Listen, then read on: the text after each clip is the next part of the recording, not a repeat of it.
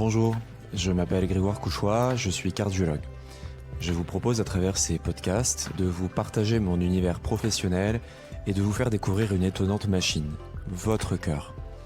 À travers des conseils pratiques, des interviews de soignants ou des récits et témoignages poignants de héros du quotidien, ce podcast a pour but de vous toucher en plein cœur. Petit disclaimer aussi pour vous rappeler que les sujets abordés sont là à titre informatif et s'appuient sur les données validées de la science dans le but de vous aider à prendre davantage soin de votre santé. Ces informations ne sauraient évidemment se substituer à un conseil médical. Par conséquent, en cas de doute, parlez-en avec votre médecin. Bonjour et bienvenue dans ce nouvel épisode. Aujourd'hui, nous allons continuer le 7e épisode de notre saga sur le cholestérol. Je suis ravi de vous parler aujourd'hui des moyens non médicamenteux qui ont pour but de faire baisser le LDL cholestérol. Beaucoup l'attendaient et j'espère que vous repartirez avec des messages clairs sur le sujet. Plongeons donc ensemble dans cet univers assez vaste où se mêlent le meilleur et le pire de la prévention cardiovasculaire. Car si on reproche à l'industrie pharmaceutique d'être un vrai business déshumanisé, n'oubliez pas que ceux qui prêchent la bonne parole hors du médicament tirent tout autant profit de certaines croyances supposées naturelles et sans risque. Et le pire, c'est que les propos étant annoncés avec beaucoup de conviction et souvent sans réelle preuve scientifique, eh bien, on va jouer sur vos émotions. Vous finissez par douter et malheureusement par vous mettre en danger. Restez donc toujours critique. Les enjeux sont de taille quand il s'agit d'infarctus du myocarde, d'arrêt cardiaque ou d'accidents vasculaires cérébraux. Mais alors, qu'en est-il ? Qui faut-il croire ? Et pourquoi, alors que tout le monde sait que bien manger et bouger plus sont importants, ces slogans passent mal ? Par conséquent, que peut-on faire au quotidien sans médicaments pour le contrôler ? C'est évidemment un sujet crucial car près de 40% des adultes présentent un LDL cholestérol trop élevé. Aussi, j'espère ne plus avoir à vous prouver qu'un excès de mauvais cholestérol LDL favorise l'athérosclérose, ces fameux dépôts au niveau donc des artères, ces plaques qui vont donc boucher les artères et entraîner des événements cardiovasculaires. Et je vous en parlerai dans un prochain épisode. Mais la bonne nouvelle, c'est qu'en adoptant une bonne hygiène de vie, des bonnes habitudes, on peut faire baisser significativement son cholestérol et donc réduire le risque de maladie cardiaque. Je ne peux d'ailleurs que vous conseiller de parler avec votre médecin des mesures qui seraient bonnes ou à éviter dans votre situation, si vous avez des questions spécifiques. Cette vidéo, elle est là pour vous présenter ce que la science a prouvé en termes de santé cardiovasculaire, ni plus ni moins. Je ne cherche pas à créer de la polémique, mais juste à vous présenter les faits qui sont tirés de la littérature scientifique avec rigueur et bienveillance. Alors, allons-y.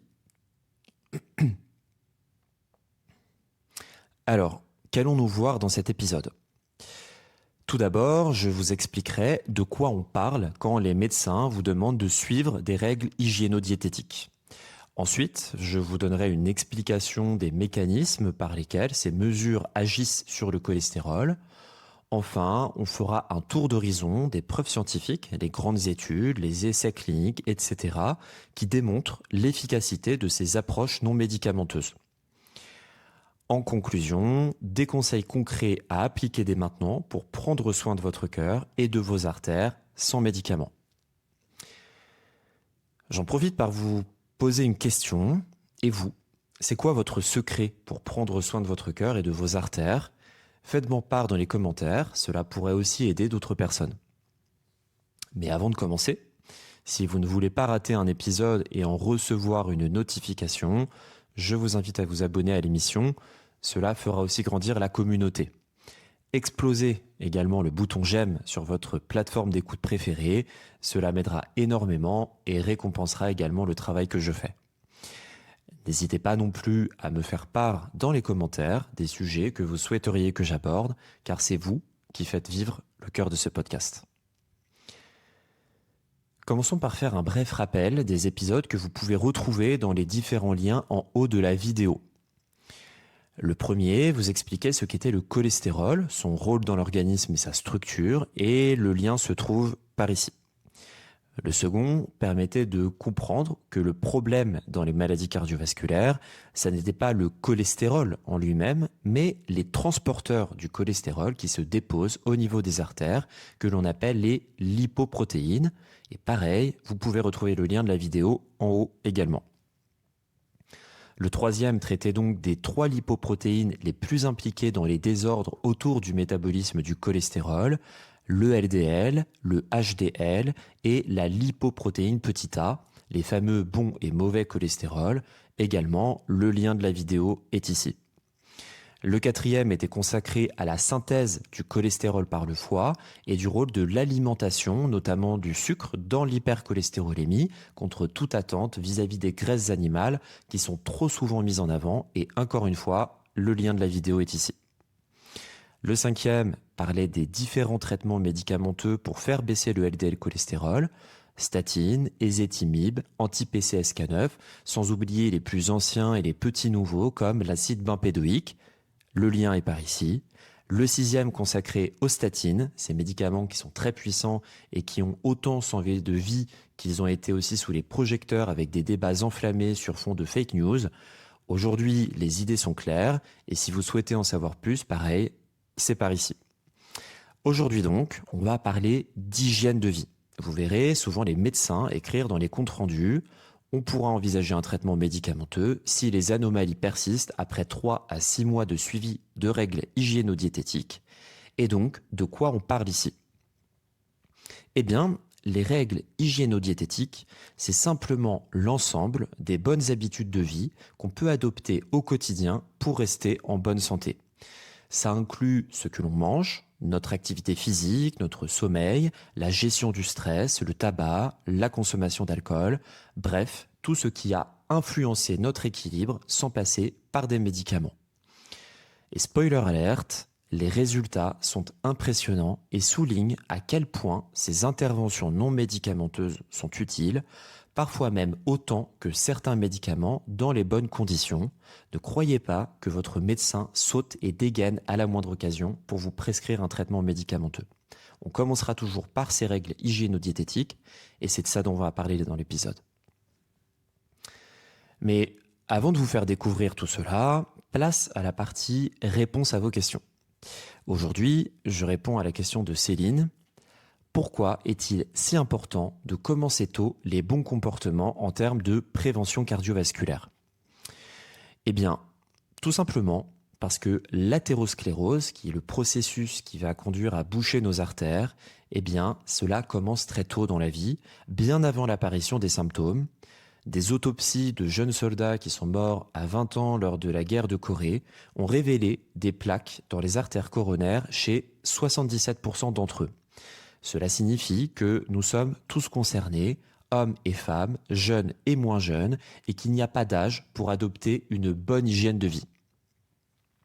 L'objectif, en termes de prévention des maladies cardiovasculaires, c'est uniquement, en tout cas en 2025, à la lueur de nos connaissances, d'abaisser le LDL cholestérol par une bonne hygiène de vie et parfois aussi par des médicaments, tout en maintenant un bon HDL qui, lui, est davantage le reflet de cette bonne hygiène de vie. Continuez donc à me poser vos questions et j'en choisirai une pour le prochain épisode, alors à vos claviers. Allez, assez parlé, entrons dans le vif du sujet. Je vais vous détailler les 5 choix de mode de vie qui influencent directement la prévention cardiovasculaire, preuve à l'appui. Commençons par l'alimentation. Certains disent « nous sommes ce que nous mangeons ». Et je vous laisse philosopher sur cette parole, mais quoi qu'il en soit, l'alimentation joue un rôle majeur. Je vais essayer d'être plus précis que le simple « moins gras, moins salé, moins sucré », même si ça reste très efficace. Il y a la quantité, mais aussi la qualité de ce que nous mangeons qui est importante. J'ai des patients qui me disent « alors, je mange souvent de la charcuterie, mais de la bonne, docteur, pas de la charcuterie sous blister, celle qui vient du meilleur charcutier du village. » Eh bien, je ne vais pas faire les rabat-joie Mais en tout cas, c'est déjà mieux qu'une viande de moins bonne qualité, mais quand même, il y a des aliments qu'il va falloir éviter, d'autres qui sont à modérer et d'autres qui sont au contraire à recommander. Tout est question, encore une fois, d'équilibre. Par exemple, consommer beaucoup de graisses saturées qui sont présentes dans le beurre, la crème, le fromage, la charcuterie, les viandes grasses comme la viande rouge, surtout si elle est persillée, c'est-à-dire plus grasse, l'agneau, le mouton, mais aussi certaines huiles tropicales. Eh bien, toutes ces graisses contribuent à un mauvais métabolisme du cholestérol et les effets vont même bien au-delà. Sur le plan physiologique, quand on consomme beaucoup de graisses saturées, cela freine la synthèse des récepteurs du LDL et donc il y a plus de LDL qui se retrouvent dans les vaisseaux sanguins et qui vont donc alors se déposer dans les parois des artères. Aussi, ces graisses augmentent la production hépatique de lipoprotéines riches en cholestérol comme les VLDL qui seront ensuite transformées en LDL. Enfin, les graisses saturées peuvent aussi augmenter la stabilité des LDL circulants, ce qui va les rendre plus nombreux et plus durables dans la circulation sanguine. A l'inverse, les graisses insaturées comme l'huile d'olive, l'huile de colza, les avocats, les noix, les poissons gras qui sont riches en oméga 3 ont un effet bénéfique. Ce type de graisse peut faire baisser le LDL ou donc des études vont dire qu'elle pourrait limiter leur oxydation, l'oxydation du LDL le rendant encore plus néfaste. Souvenez-vous aussi dans l'épisode sur la synthèse du cholestérol, je vous expliquais que notre foie peut adapter sa production de cholestérol. Et donc le vrai souci, ce n'est pas tant le cholestérol que l'on mange, comme dans les œufs par exemple, ou les fruits de mer, mais surtout la production et l'élimination du LDL cholestérol. Et ça, c'est fortement influencé par les graisses saturées et le sucre. L'alimentation, elle va jouer pour environ 20 à 30% dans le taux de LDL. Ce n'est donc pas uniquement la quantité de cholestérol que l'on consomme, mais ça va surtout être la qualité des graisses, notamment si elles sont saturées, et notamment les graisses trans et le sucre, qui est aussi souvent sous-estimé. Je vous en parlais dans l'épisode sur l'insuline, trop de sucre, trop de calories, ça va stimuler la production de triglycérides et de VLDL qui vont finir par augmenter le LDL. Et c'est là que beaucoup de mes patients s'étonnent. Je vous assure, je ne mange pas gras docteur et pourtant j'ai du cholestérol. Peut-être, mais est-ce que vous avez pensé au sucre et au poids ? C'est souvent un bon point de départ pour rééquilibrer les choses. Côté études maintenant, les faits sont là. Les premiers essais diététiques qui datent des années 60-70, il y en a une toute particulière qui a été faite à Oslo, qui a été donc contrôlée, qui portait sur des hommes qui avaient déjà fait un infarctus en 1966. Un groupe suivait un régime strict, pauvre en graisses saturées, donc beurre, charcuterie, fromage, etc., et riche en huiles polyinsaturées, alors que l'autre groupe conservait son alimentation habituelle. Résultat, le groupe régime a présenté beaucoup moins de récidives d'infarctus et d'angines de poitrine que le groupe témoin. Leur cholestérol avait chuté nettement, d'environ 14% en moyenne en plus que dans le groupe témoin, et cela s'est traduit par moins de complications cardiaques. Certes, à l'époque, on n'a pas vu de différence sur la mortalité totale dans cette étude, pas d'effet sur les morts subites notamment, mais c'était la première fois et la première preuve concrète qu'améliorer son assiette après un infarctus pouvait sauver des vies en évitant de nouveaux accidents. On pouvait s'en douter, mais il fallait encore le prouver. Et d'autres études, comme celle d'Oslo, ont marqué les esprits en faveur du mieux manger pour le cœur. L'étude d'Oslo a été abondamment citée dans les revues de l'époque, devenant alors un modèle pour promouvoir les régimes pauvres en graisses saturées. Ensuite, on arrive au projet North Karelia de Finlande qui passe à une échelle plus large, à savoir toute une population, rien que ça. Dans les années 70, la Finlande connaissait un taux catastrophique de maladies cardiaques, le plus élevé du monde à l'époque, et alors la Finlande a lancé un vaste programme de prévention dans la région de la Carélie du Nord. Ce programme visait à changer les habitudes alimentaires de toute la communauté, à savoir remplacer le beurre par l'huile de colza, réduire la crème et le lard, augmenter les légumes, etc., à encourager l'arrêt du tabac, et le tout via de l'éducation, la collaboration avec les industriels, etc. Les résultats au fil des décennies ont dépassé toutes les espérances. Entre 1972 et 2012, le cholestérol moyen de la population a baissé de plus de 20% et on a observé une chute de la mortalité coronarienne d'environ 80%, des baisses de 65 à 70% des décès chez les hommes et les femmes d'âge moyen et une hausse correspondante de l'espérance de vie. Bien sûr, sur 40 ans, il y a eu d'autres progrès comme de meilleurs traitements médicaux, mais les analyses attribuent l'essentiel de cette formidable réduction des crises cardiaques au changement de régime et de mode de vie. C'est un exemple historique, frappant en tout cas, que les mesures diététiques à l'échelle populationnelle sauvent des vies en masse. Alors, vous vous demandez peut-être concrètement, si je réduis mes graisses saturées comme le beurre, le fromage, la charcuterie, est-ce que je vais éviter un infarctus ? Et c'est là qu'une méta-analyse de la Cochrane Librairie de 2020 a compilé 15 essais cliniques randomisés totalisant 59 000 participants en moyenne suivis sur 4 années, et elle montre que réduire sa consommation de graisses saturées diminue le risque d'événements cardiovasculaires d'environ 21%. En d'autres termes, en évitant le surplus de graisses animales au profit de meilleures calories, on baisse significativement ses probabilités de faire un infarctus ou un AVC. Et ce n'est pas tout. Plus la réduction de graisses saturées et donc la baisse de cholestérol sanguin était grande, plus la réduction de risque était importante.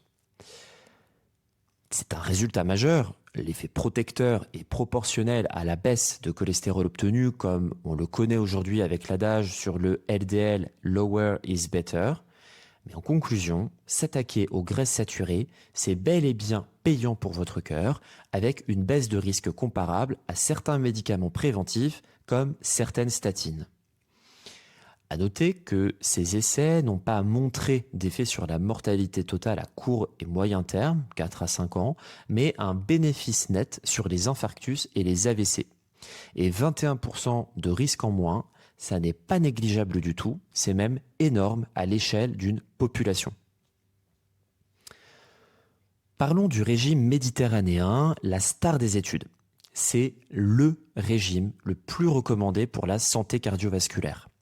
Il a été popularisé car on observait dans les années 60-70 que les populations de la Méditerranée, Crète, Italie du Sud, etc., avaient moins de maladies cardiaques, probablement grâce à leur alimentation riche en légumes, huile d'olive, poissons et pauvre en viande rouge.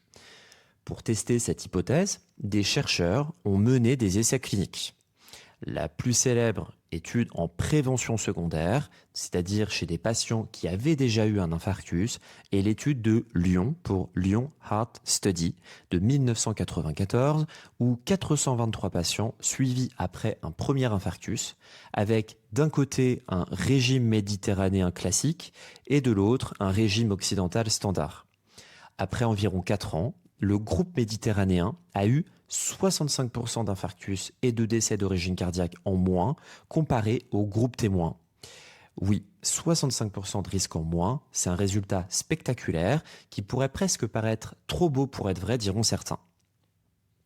Il y a eu quelques critiques sur la méthode. L'étude était relativement petite, elle n'était pas en double aveugle, donc forcément, il y a eu des polémiques. Mais cela a fortement suggéré qu'une bonne alimentation pouvait faire aussi bien, sinon mieux, que certains médicaments pour éviter une rechute d'infarctus. Certains prétendent alors que le cholestérol ne serait pas la cause des maladies cardiovasculaires, en se basant notamment sur l'étude de Lyon, où le taux de cholestérol total ou de LDL n'avait pas significativement varié entre les groupes. Mais attention, ça ne prouve absolument rien sur la causalité globale. Pourquoi ? Parce que ce type d'étude, il ne permet pas d'isoler le rôle d'un facteur unique. En revanche, des dizaines d'études beaucoup plus ciblées, qu'elles soient génétiques ou cliniques, ont montré que le LDL cholestérol joue bien un rôle causal dans le développement des maladies cardiovasculaires. Je pense ici aux grandes études de randomisation mendélienne ou aux méta-analyses d'essais cliniques, notamment les essais randomisés, les essais thérapeutiques. Autre point souvent mal compris, on compare parfois les 70% de réduction globalement d'événements dans le groupe régime méditerranéen à seulement 20% pour les statines, mais là encore, c'est trompeur. D'abord, les statines en prévention secondaire réduisent en réalité le risque de 20 à 30% en relatif, ce qui est loin d'être négligeable, et surtout, l'efficacité spectaculaire du régime méditerranéen dans l'étude de Lyon s'explique aussi par un contexte bien particulier. Un régime extrêmement bien encadré avec des patients très motivés et en post-infarctus. Alors, que faut-il retenir ? Le régime méditerranéen, il est hautement bénéfique. Ses effets sur la santé cardiovasculaire sont bien documentés et il doit être proposé à tous les patients à risque. Les statines, de leur côté, ont aussi fait leurs preuves, surtout après un infarctus. Opposer les deux, c'est donc une erreur. La meilleure approche reste celle qui combine un mode de vie sain et, quand c'est nécessaire, un traitement médicamenteux adapté. C'est réellement cette stratégie intégrée qui est validée par les recommandations internationales qui sauve le plus de vies.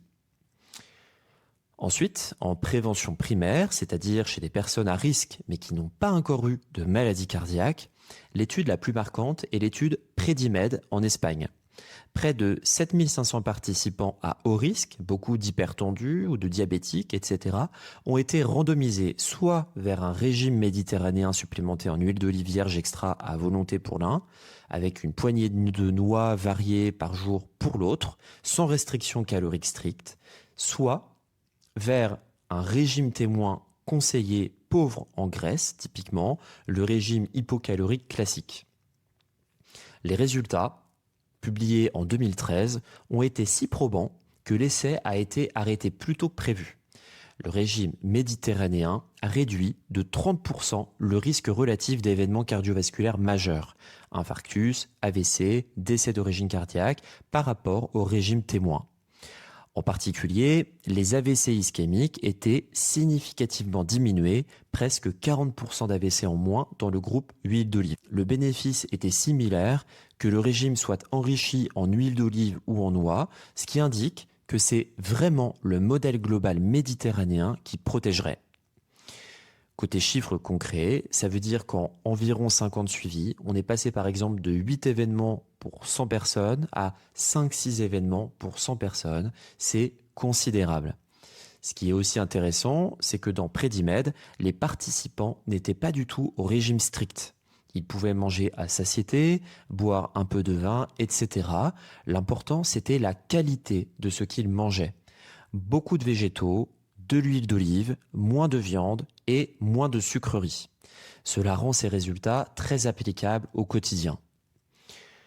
Aujourd'hui, grâce à ces études, le régime méditerranéen est un pilier de la cardiologie préventive recommandé par toutes les sociétés savantes. Autre preuve chiffrée de l'alimentation pour revenir à la diététique pure, il faut savoir qu'en combinant plusieurs mesures alimentaires, on obtient des effets cumulatifs très intéressants.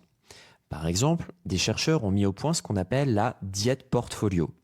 Ça combine toutes les stratégies anti-cholestérol dans l'assiette, avec une alimentation 100% végétale très pauvre en graisses saturées, riche en fibres visqueuses, avoine, orge, gombo, de l'ajout de soja, qui donc se fait par des protéines de soja, le tofu, des noix, des stanols végétaux. L'idée, c'est d'additionner les petits effets de chaque composant. Eh bien, les études ont montré que ce régime pouvait réduire le LDL de 20 à 30%. Ce sont des baisses comparables à celles obtenues avec une statine à dose modérée, c'est donc énorme.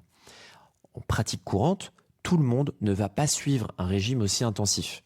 Mais ce qu'il faut retenir, c'est qu'il existe une palette d'options alimentaires pour abaisser le cholestérol et qu'en les combinant judicieusement, on peut arriver à des résultats impressionnants.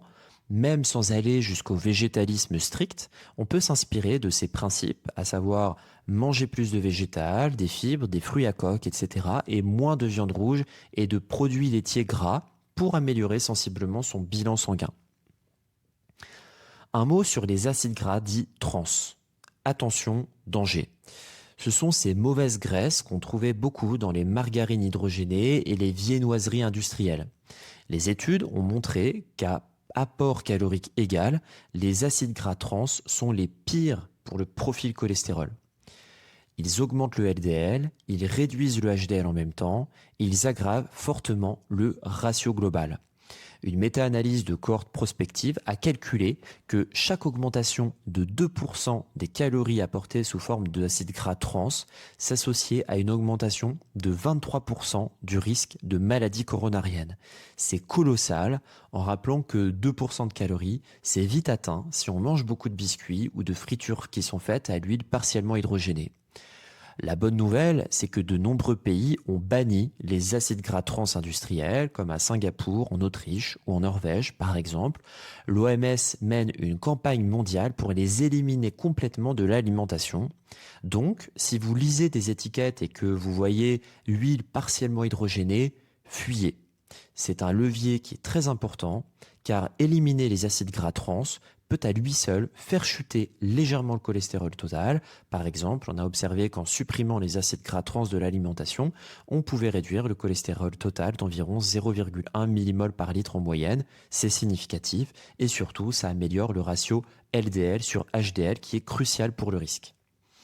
En somme, la littérature scientifique fourmille de preuves que les interventions non médicamenteuses fonctionnent. Ensuite, il y a les fibres et l'alimentation dite hypocholestérolémiante. Outre les graisses, d'autres composants de l'alimentation aident à contrôler le cholestérol. Les fibres solubles qu'on trouve dans les flocons d'avoine, dans l'orge, dans des légumineuses, les pommes, etc. sont excellentes pour piéger le cholestérol et les acides biliaires dans l'intestin. Concrètement, ces fibres forment une sorte de gel dans le tube digestif qui vont donc empêcher en partie l'absorption du cholestérol alimentaire et la réabsorption des acides biliaires fabriqués donc à partir de notre cholestérol, comme vous le savez bien pour avoir écouté les épisodes précédents.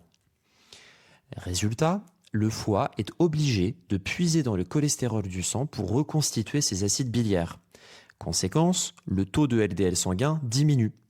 Par exemple, consommer environ 3 portions de gruau d'avoine par jour, ce qui apporte à peu près 3 grammes de fibres bêta-glucane, ça peut faire baisser le cholestérol total et le LDL d'environ 0,13 mmol par litre, soit 5 mg par décilitre de LDL cholestérol. Ça n'est pas gigantesque, mais c'est un petit bonus qui n'est pas négligeable. De même, intégrer plus de fruits et de légumes riches en fibres et en antioxydants, ça aide globalement à améliorer le profil lipidique et la santé des artères. Certains aliments sont même dotés de composés spécifiques anticholestérol, par exemple l'estanol et les stérols végétaux qu'on appelle les phytostérols. Ils sont présents naturellement en faible quantité dans certaines plantes ou alors ajoutés comme dans des margarines ou des yaourts spéciaux. Ces molécules végétales sont intéressantes car elles ressemblent fortement au cholestérol. Elles vont prendre sa place lors de l'absorption intestinale. En gros, elles trompent le système et elles empêchent une partie du cholestérol d'entrer dans le sang. À des doses d'environ 2 grammes par jour, on peut espérer réduire le LDL d'environ 10%. Dans l'intestin, les phytostérols ressemblent donc sur le plan moléculaire au cholestérol pour entrer en compétition avec lui au niveau de transporteurs de l'intestin, notamment NPC1L1. Si vous vous souvenez d'un épisode que j'ai fait sur les éthymibes, c'est ce transporteur qui est impliqué. Les phytostérols vont donc prendre sa place et empêcher une partie du cholestérol alimentaire et aussi biliaire d'être réabsorbée. Une fois entrés dans les cellules de l'intestin, donc les entérocytes, la majorité des phytostérols est immédiatement réexpulsée dans la lumière intestinale grâce à des transporteurs spécifiques ABCG5 et ABCG8. Résultat, moins de cholestérol entre dans le sang et donc les phytostérols repartent dans les selles. En fait, les phytostérols, c'est un peu comme une version naturelle et alimentaire de l'éséthymib. C'est la même cible, à savoir l'absorption du cholestérol dans l'intestin, mais au lieu de bloquer directement la porte, ils font la queue devant et prennent toute la place. Résultat, le cholestérol reste dehors. Pour la petite anecdote, il faut savoir que certaines personnes atteintes d'une maladie rare que l'on appelle la cytostérolémie ne peuvent pas éliminer ces phytostérols et donc les accumulent, ce qui peut poser évidemment des problèmes, mais rassurez-vous, c'est extrêmement rare. Parlons maintenant du poids corporel. Le surpoids, qui est défini par un IMC au-dessus de 25, et surtout l'obésité, c'est-à-dire un IMC supérieur à 30, surtout quand cela s'accompagne d'une augmentation du périmètre abdominal, c'est-à-dire de la graisse au niveau du ventre, tout cela s'accompagne souvent d'un profil lipidique perturbé. On observe souvent un LDL et des triglycérides élevés et un HDL abaissé, c'est ce que l'on appelle le fameux syndrome métabolique. La raison, c'est qu'un excès de tissu adipeux, notamment au niveau viscéral, perturbe le métabolisme. Il libère des acides gras libres en continu vers le foie qui fabriquent alors plus de triglycérides, donc plus de particules VLDL qui sont les précurseurs du LDL. Aussi, l'obésité s'associe à une baisse du HDL.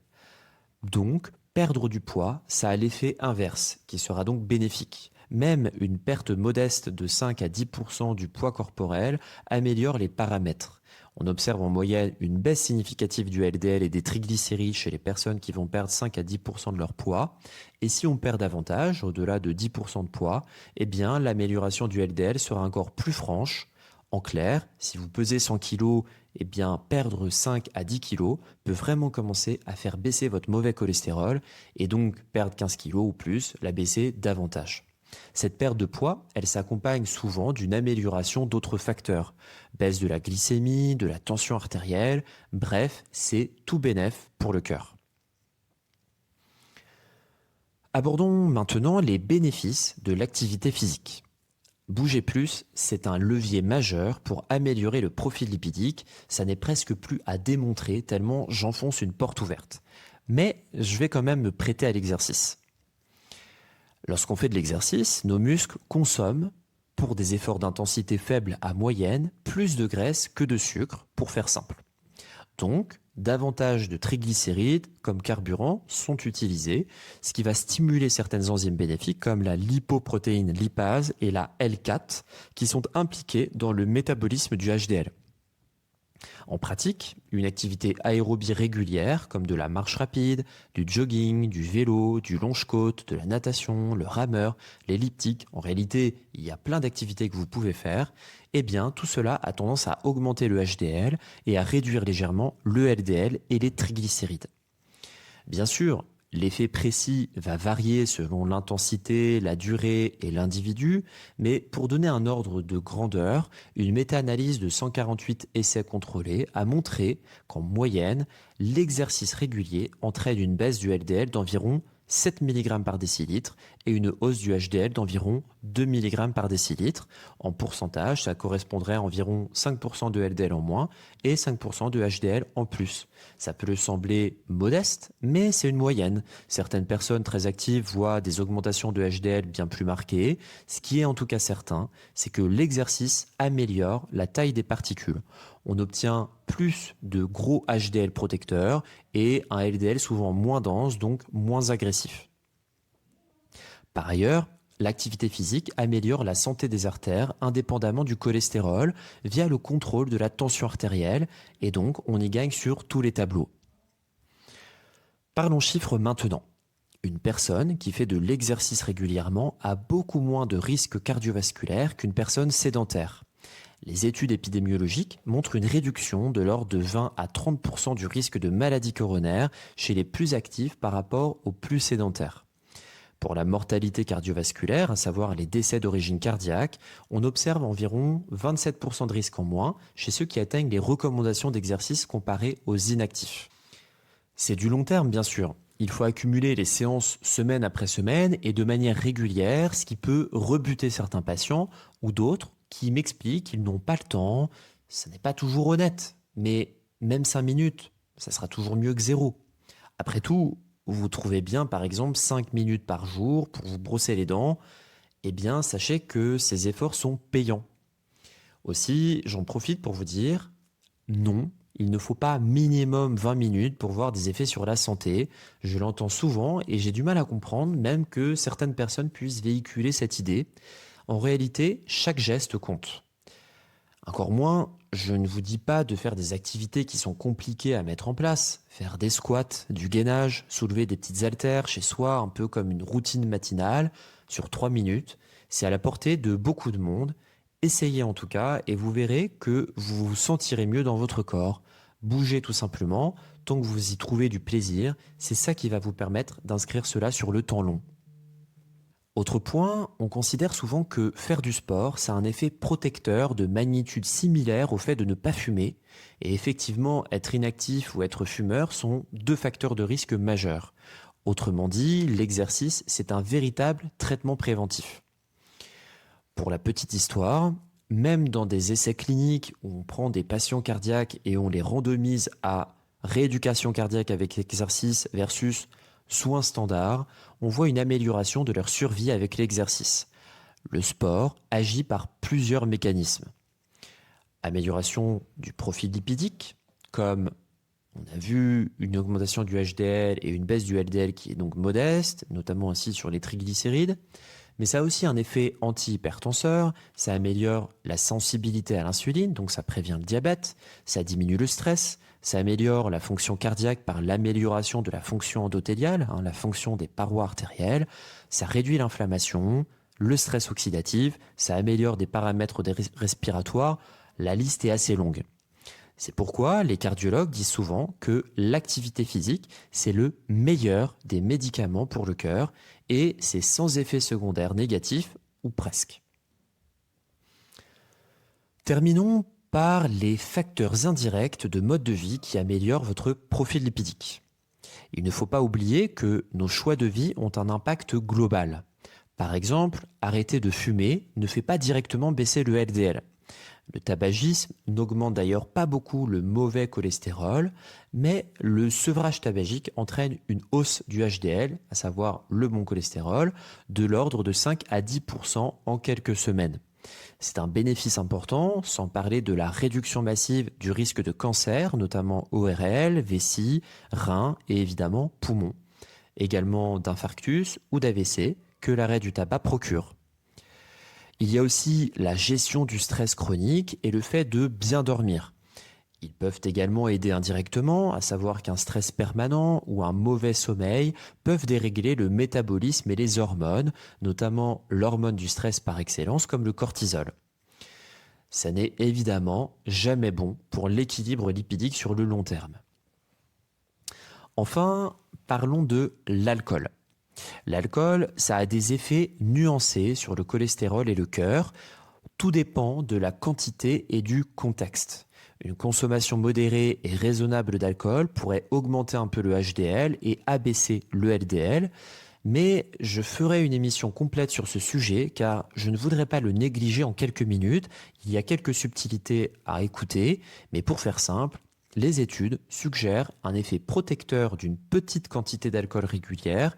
Ce qui va être le plus impactant, en tout cas, c'est que cela s'intègre à une bonne hygiène de vie. Et puis attention, ça n'est pas une raison pour se forcer ou commencer à boire du vin tous les jours.